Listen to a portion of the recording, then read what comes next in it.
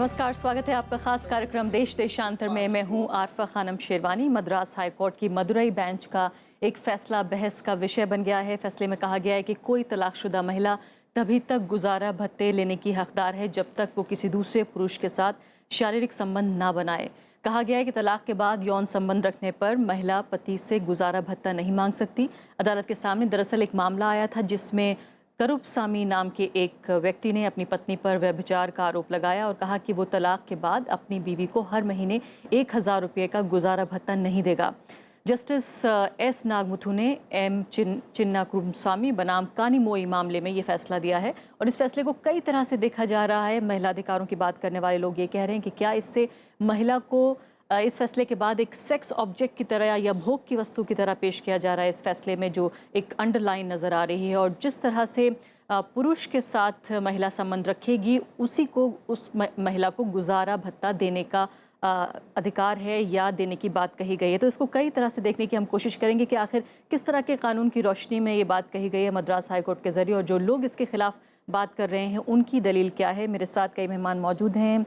मेरे साथ हैं संजय हेगड़े जो कि सीनियर एडवोकेट हैं सुप्रीम कोर्ट के, गीता लूथरा हैं सीनियर एडवोकेट हैं सुप्रीम कोर्ट की, वरिष्ठ पत्रकार अनूप कुमार भटनागर हैं और साथ ही प्रोफेसर एम अफजलवानी हैं, प्रोफेसर ऑफ लॉ हैं IP यूनिवर्सिटी में। सभी मेहमानों का बहुत बहुत स्वागत है। सबसे पहले संजय आपके साथ मैं शुरुआत करती हूँ कि जिन शब्दों का इस्तेमाल इसमें किया गया है उसमें कहा गया है कि प्योरिटी बना के रखनी है तलाक के बाद भी, यानी कि जब तक आप एक व्यक्ति के साथ एक रिश्ते में हैं तब तक बात ठीक है, लेकिन अगर आप वापस आते हैं, बाहर आते हैं तो आपको उसी तरह रहना पड़ेगा जिस तरह से आप उस व्यक्ति के साथ शादी के दौरान रह रहे थे। मैं ये मानता हूँ कि शायद इस जजमेंट में थोड़ी बहुत मिस रिपोर्टिंग भी हुई होगी। अमूमन से ऐसे मुझे तो नहीं लगता कि ऐसे जजमेंट दिया जा सकता है क्योंकि आखिरकार मेंटेनेंस जो है इस पर निर्भर नहीं है कि वो किसी से शारीरिक संबंध रखती है या नहीं रखती है। मेंटेनेंस तो होता है क्योंकि आप किसी से शादी किए थे, शादी टूट गई है, टूटने के बाद फिर जो महिला का जो हक बनता है उसके तहत मेंटेनेंस दिया जाता है। पूरी जजमेंट को तो पढ़े बगैर ज़्यादा टिप्पणी करना मैं उचित नहीं मानता, पर मैं ये कहना चाहता हूँ कि जो मेंटेनेंस है वो शादी टूटने के बाद वो इस पर निर्भर नहीं हो सकता है कि उसके बाद औरत क्या करती है। जब तक उस औरत की दोबारा शादी नहीं होती है तब तक मेंटेनेंस जारी रहती है। इस बहस में आगे बढ़े, मैं वर्बटम पढ़ देती हूँ कि क्या दरअसल कोर्ट ने कहा है। इसमें लिखा है कि she should maintain discipline as she was expected to maintain during the subsistence of her marriage. दूसरी बात लिखी गई है, if she commits breach she will suffer disqualification from claiming maintenance.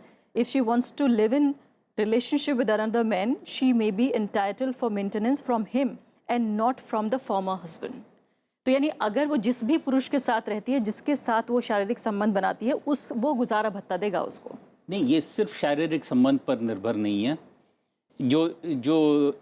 जो आपने पढ़ के सुनाया था उस पर तो वो लिव इन रिलेशनशिप का है। अगर कोई दूसरी रिलेशनशिप बनती है, क्योंकि आपको ये भी पता है कि कई जजमेंट्स ऐसे हैं कि लिव इन रिलेशनशिप और मैरिज बराबर की तरह माना जाता है, तो फिर ऐसे मामलों में अगर कोई दूसरा रिश्ता बनता है जहाँ पर भी हक बनता है मेंटेनेंस का, तो पहले जो हक बनता है वो मिट जाता है। जज साहब का यही कहने का मतलब हुआ होगा। यानी गीता, अगर मैं ठीक से समझ रही हूँ इस बात को जो संजय हेगड़े भी कह रहे हैं और यहाँ भी दलील देने की कोशिश की गई है कि सुप्रीम कोर्ट ने भी ये कहा अपने हाल के फैसले में कि एक लिव इन पार्टनर जो है उसको पत्नी के बराबर हक दिया जाएगा। एक प्रॉपर्टी का केस सुना जा रहा था, उस मामले में ये कहा गया, लेकिन उसमें एक बहुत महत्वपूर्ण बात जो ध्यान में रखने वाली है वो ये है कि कितने साल वो लिव इन रिलेशनशिप में रही है उस पति के साथ, तब जाकर उसको प्रॉपर्टी में वो हक मिल सकता है या बाकी अधिकार मिल सकते हैं जो कि एक लीगली मैरिड वुमन को मिलेंगे। नहीं, सबसे पहले ये जो लिव इन रिलेशनशिप की बात है, इसमें सुप्रीम कोर्ट की अभी तक 2 जजमेंट्स आई हैं जो बहुत इम्पॉर्टेंट है। एक मेरे ख्याल वेलुस्वामी वर्सेस पटाइचल है और एक इंदिरा शर्मा का जजमेंट है। उन दोनों जजमेंट्स में एक जस्टिस ठाकुर और जस्टिस काजू के बेंच की है और एक जस्टिस राधाकृष्णन के बेंच की है। उन्होंने उनमें ये कहा है कि हर रिश्ता जिसमें आप लिव इन रिलेशनशिप के रिश्ते में हो उसमें आपको खर्चा नहीं मिलेगा। वो लिव इन रिलेशनशिप, क्योंकि ये राइट आपको खाली डोमेस्टिक वायलेंस एक्ट में मिलता है। डोमेस्टिक वायलेंस जो protection of women from domestic violence act की डिस्क्रिप्शन जो वुमेन को प्रोटेक्शन देती है वो ये है, a relationship akin to marriage. So court ने ये कहा है कि आप शादीशुदा नहीं होने चाहिए, आपका डाइवोर्स होना चाहिए, आप कॉन्क्यूबाइन टाइप रिलेशनशिप में नहीं होना चाहिए, आपका वीकेंड रिलेशनशिप नहीं होना चाहिए, आप एक दूसरे को होल्ड आउट करोगे पब्लिक में और सोसाइटी में as a spouse, husband oblique 5, and you should be a spinster or a bachelor। तभी उनमें से एक भी शादीशुदा हो तो ये बात valid नहीं है। It's not valid. तो ये जो लिव इन रिलेशनशिप, अब सुप्रीम कोर्ट ने एक मैटर को एडमिट किया या नोटिस किया है रिसेंटली, पर उसमें भी वो मेखल राजेश खन्ना वाले केस में कोर्ट ने नोटिस किया है। लगता है अभी बस उसमें नोटिस ही हुआ है। जो 2 जजमेंट्स हैं वो उनकी स्पिरिट बिल्कुल ये नहीं है। उनकी स्पिरिट है कि वो रिलेशनशिप जहां दोनों, एक स्त्री और एक पुरुष, दोनों एक दूसरे के साथ हस्बैंड और वाइफ के रिलेशनशिप को निभा रहे हों, खाली शादी का एक्चुअल जो सप्तपदी है या जो यानी जो रस्म होती है शादी की रस्में हैं वो नहीं हुई, पर आप और उसमें ड्यूरेशन नहीं दिए। सो ड्यूरेशन में से ये हो सकता है कि duration will help you to take a decision कि हाँ ये रिश्ता उस तरह का नहीं। था। गीता लूथरा, अप्रैल में, इस साल जो अप्रैल में आया है फैसला, उसमें ये बात कही गई है कि 20 साल से लिव इन रिलेशनशिप में महिला है और ये प्रॉपर्टी का एक डिस्प्यूट आया था जिसमें ये कहा गया था कि उसको पत्नी के बराबर अधिकार दिए जाएं, और ये साबित करने का काम भी उस पार्टी का है जो ये चैलेंज कर रही है कि ये लिव इन पार्टनर है या नहीं। वो देखिए, एक लाइन ऑफ बहुत पुरानी जजमेंट्स हैं जहां पुरुष औरत को उसके हक रिफ्यूज करते हैं कि मेरा इससे रिश्ता नहीं हुआ।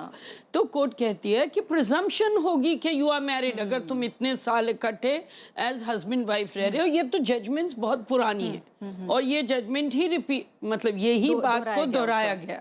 तो ये अलग बात है। अब आया इस केस की बात पे आते हैं। इस केस की बात। तो इस केस का ये जो जजमेंट है ये थोड़ा इसके बारे में पहले तो डिसाइड करना कि इसमें ये लैंग्वेज जो यूज़ की है, मुझे लगता है कोर्ट ने, ये थोड़ी सी अनफॉर्चुनेट है। सबसे पहले तो मैं ये कहना चाहूँगी कि ये भाषा नहीं कि woman should live in discipline, ये सब तो नहीं हो सकता। उसका तलाक हो गया। प्योरिटी, हाँ, प्योरिटी, डिसिप्लिन, ये तलाक के बाद ये हम लैंग्वेज नहीं यूज़ कर सकते। अब आया अडल्ट्री का सवाल।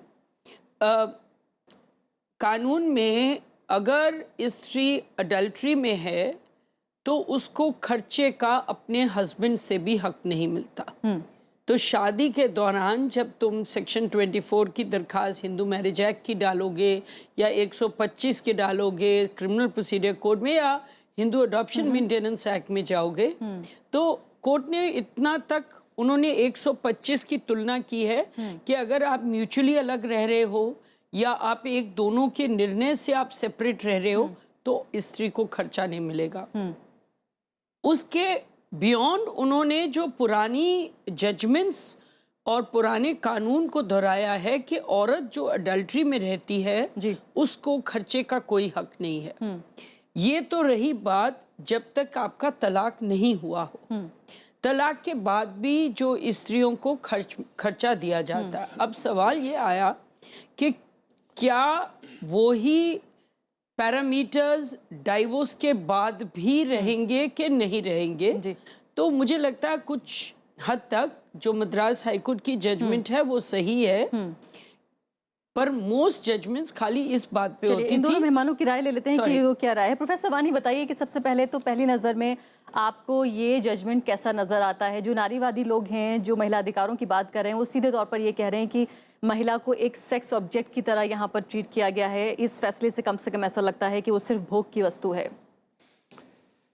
देखिए, ये जो मेंटेनेंस का मामला है, इसको एक कॉन्टेक्स्ट में देखने की ज़रूरत है।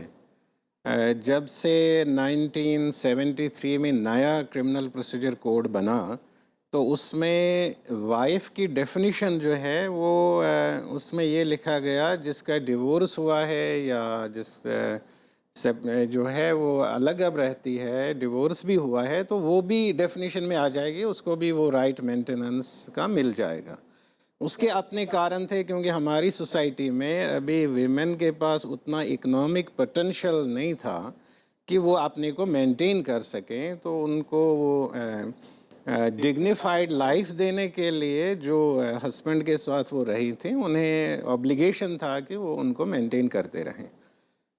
साथ में जब आगे इतने डिकेड्स के बाद हम देख रहे हैं कि अब की सिचुएशन जो है, विमेन की सिचुएशन अब काफ़ी चेंज हुई है, और साथ साथ हम ये भी देख रहे हैं कि काफ़ी जजमेंट्स आए जिनमें वीमेन को राइट दिया गया आफ्टर डिसोल्यूशन ऑफ मैरिज भी, और आज भी उनका ये राइट बनता है कि आफ्टर डिसोल्यूशन ऑफ मैरिज उनको मेंटेनेंस मिले। अगरचे अडल्ट्री के ग्राउंड पे डिसोल्यूशन ऑफ मैरिज हो सकता है और ड्यूरिंग मैरिज मेंटेनेंस भी, सेपरेट मेंटेनेंस भी नहीं मिल सकता है, लेकिन after the dissolution of marriage जो है, जो उनका ड्यू है, वो उनको मिलना चाहिए। और अगर वहाँ पे उन्हें कोई बंदिश हम उस किस्म की लगाते हैं जो एक वुमन की डिग्निटी पे कोई एस्पर्शंस कास्ट करता हो, वो सोसाइटी को एक्सेप्टेबल नहीं हो सकता। उससे उसकी डिग्निटी पे आंच आ जाता है। तो इसलिए ये देखना पड़ेगा कि जब जब आफ्टर डिसोल्यूशन ऑफ मैरिज अगर डिप्राइव किया जाएगा मेंटेनेंस से या एलिमनी से, वो कौन सी सिचुएशन होनी चाहिए। क्या ये सिचुएशन ऐसी हो गई है कि अब जो वुमन है वो अपने को अदरवाइज मेंटेन करने के काबिल हो गई है, चाहे जॉब से या कोई नया रिलेशनशिप डेवलप करने से, जब तक उसका फैक्चुअल जो है सिचुएशन को इवेलुएट एसेस करके ये कंक्लूजन न ड्रॉ किया जाए कि वो अब एबल हो गई अपने को मेंटेन करने, तब तक मेंटेनेंस उसका एर्सवाइल हस्बैंड से कंटिन्यू होना चाहिए। लेकिन प्रोफेसर वानी, इसमें न सिर्फ ये कहा गया है जजमेंट में, बल्कि ये भी कहा गया है कि जिस नए पुरुष के साथ या दूसरे पुरुष के साथ महिला रहती है, अब उसका खर्चा उठाने का या भत्ता देने का दरअसल हक उसका है या जिम्मेदारी उसकी है। तो इसमें क्या ये क्लैरिटी नहीं है कि किस माइंडसेट के साथ ये बात कही गई है?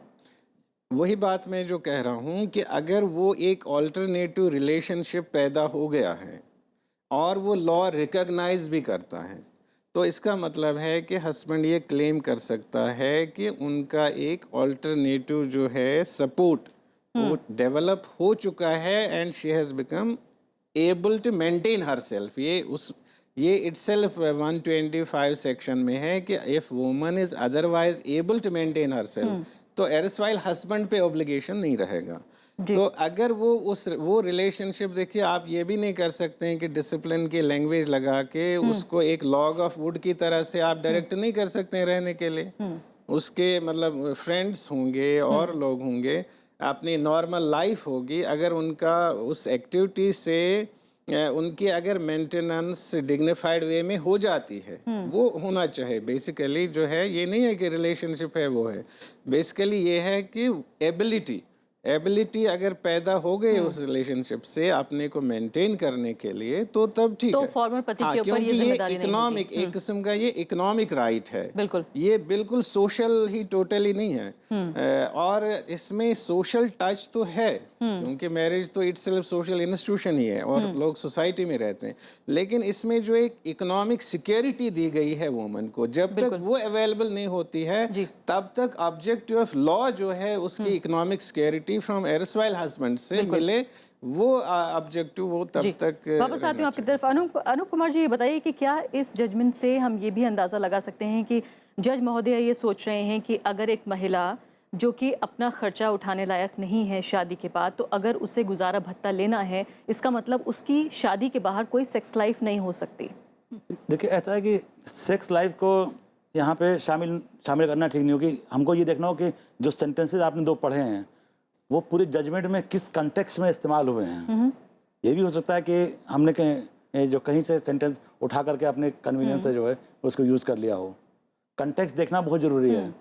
और जहाँ तक जब तक लेकिन कानून की ज़बान को साधारण लोग कैसे समझेंगे? शायद ऐसे ही समझेंगे। अगर आप आउट ऑफ कंटेक्स्ट कोई सेंटेंस उठा के पेश कर देंगे तो बात कुछ और हो। चलिए, आप किस कॉन्टेक्स्ट में लेते हैं, आप कैसे देखते हैं? मेरा मानना है कि जब तक री मैरिज नहीं होती है तब तक मेंटेनेंस देना ही पड़ेगा। क्योंकि अभी बार बार तमाम सारे जजमेंट ऐसे आए हैं जिसमें है कि अगर महिला जो है खुद को मेंटेन कर सकती है मगर उसके और रिस्पॉन्सिबिलिटीज ऑब्लिगेशंस हैं तो भी एक्स हस्बैंड को उसको सपोर्ट करना पड़ेगा, ये उसकी ड्यूटी है।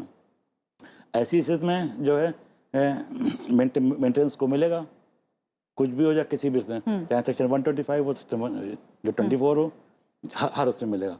जहाँ तक सवाल एडल्ट्री का आ गया, एडल्ट्री वाले में ये इतना वाइड और वाइड एलिगेशन है, वाइल्ड टाइप का, इसको इस्टेब्लिश करना अपने आप में जो है बहुत मुश्किल काम है। लेकिन ये करूप स्वामी कह रहे हैं कि फिलहाल इनकी पत्नी ने व्यभिचार किया है, इसलिए वो एलिमनी नहीं देंगे, वो भत्ता नहीं देंगे। और अदालत ने कहा है कि आप नहीं दीजिए अगर आपकी पत्नी इन्वॉल्व हुई है। अगर तब नहीं मिल सकता, तब तो नहीं मिलेगा। मगर ये है कि वो जो पर्टिकुलर सेंटेंस है वही मैं कह रहा हूँ कि उसमें पूरी हिस्ट्री क्या है आपको नहीं पता। जितना सामने पेपर में आया है, हिंदू पेपर में, उसके हम लोग उसी पे डिस्कस कर रहे हैं। पूरे जजमेंट में किस तरह से कोर्ट ने डिस्कस किया है सारी चीजों को, क्या पीरियड हस्बैंड जो एक्स हस्बैंड है उसने क्या क्या एविडेंस दिए। मतलब आप वाइल्ड एलिगेशन लगा नहीं सकते हैं मिलिट्री का। संजय हेगड़े जी, ये बताइए कि क्या वाकई एक पुरुष के लिए ये बहुत आसान काम नहीं है कि वो अगर पीछा छुड़ाना चाहता है अपनी फॉर्मर पत्नी से, कि वो ये कह दे कि फ़लाँ रिश्ते में इन्वॉल्व रही, फ़लाँ व्यक्ति के साथ मेरी पत्नी, और इस बात पर जो है वो तमाम अपनी जिम्मेदारियां जो है वो उससे अपना पल्ला झाड़ सकती है। ये बात एक महत्वपूर्ण है। दूसरी बात ये है कि जो सवाल मैं अभी अनूप जी से पूछना चाह रही थी कि क्या वाकई ये मान के चल रही है अदालत कि अगर शादी के बाहर कोई रिश्ता होता है किसी महिला का तो वो अब पैसे या फिर रिश्ते दोनों में से एक चीज़ चुन ले? नहीं, ये जो आप कह रहे हैं वो ये काफ़ी हद तक तो सही है कि वो जो थिंकिंग इस जजमेंट के जो रिपोर्टिंग से आया है तो वही मान के चल रही है अदालत कि अगर शादी टूटने के बाद कोई और सेक्सुअल रिलेशनशिप आ जाती है और वहाँ से मेंटेनेंस अगर उसका एक हक बन रहा है तो पिछला हक ख़त्म हो जाता है। तो ये साफ तौर से दिखाई दे रहा है। पर ये जो एलिगेशन लगाना वो आसान है, प्रूव करना जैसे अनूप जी ने कहा बहुत ही मुश्किल है। और इसलिए जो सेक्शन 125 में लिखा गया है कि ये जो हक है टिल रीमैरिज कंटिन्यू करता है, तो मैं ये मानता हूँ कि वो लाइन तो सीधा है। शादी हुई है नहीं हुई है वो पता करना आसान है, वहीं तक सीमित रखना चाहिए। ये जो डिस्कशन है कि एडल्ट्री हुई है नहीं हुई है, वो सारा सिर्फ कानून में और डिले ले आएगा और जो महिला का जो हक है वो उसे खा देगा। लेकिन दो तरह के आर्ग्यूमेंट है संजय जी। एक तरफ आर्ग्यूमेंट ये है कि एक महिला जब लिव इन रिलेशनशिप में रहती है तो वो ये क्लेम भी करती है कि मैं पत्नी जैसी हूँ, मैं इतने सालों से रह रही हूँ, मुझे प्रॉपर्टी में हक मिलना चाहिए, मुझे बाकी सारे अधिकार मिलने चाहिए।